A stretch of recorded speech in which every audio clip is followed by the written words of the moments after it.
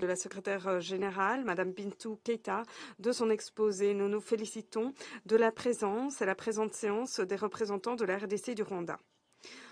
Il y a quasiment un mois, nous nous sommes réunis en cette salle en urgence à la suite de la dégradation de la situation dans les provinces de l'Est de la RDC et le nombre croissant de civils tués par les groupes armés illégaux.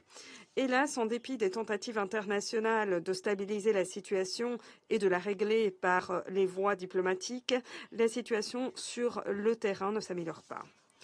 Les actions militaires se poursuivent, la crise humanitaire s'accentue, les citoyens congolais et les habitants d'autres pays de la région des Grands Lacs continuent de pâtir des conséquences du conflit et des atrocités commises par d'innombrables groupes armés illégaux.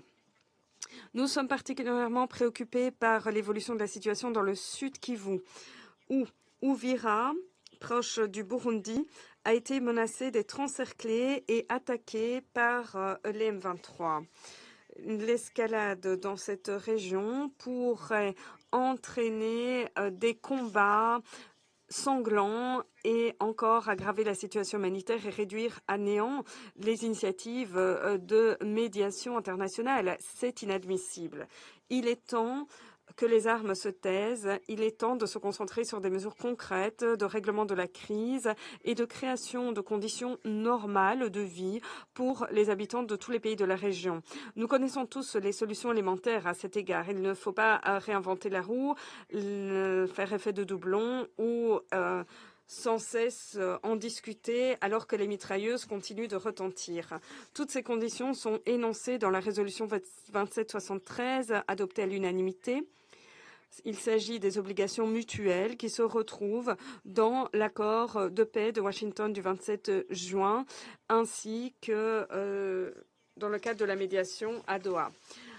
L'application de la résolution 2773 et le respect constructif des ententes politiques, tout en prenant en compte les préoccupations des différentes parties, c'est la seule option viable de mettre un terme à l'effusion de sang.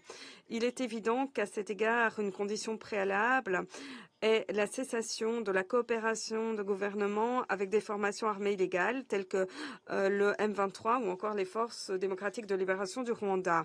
Nous appelons les pays de la région à s'atteler à lutter conjointement contre les groupes armés illégaux, ce qui aidera la population civile et permettra d'éradiquer le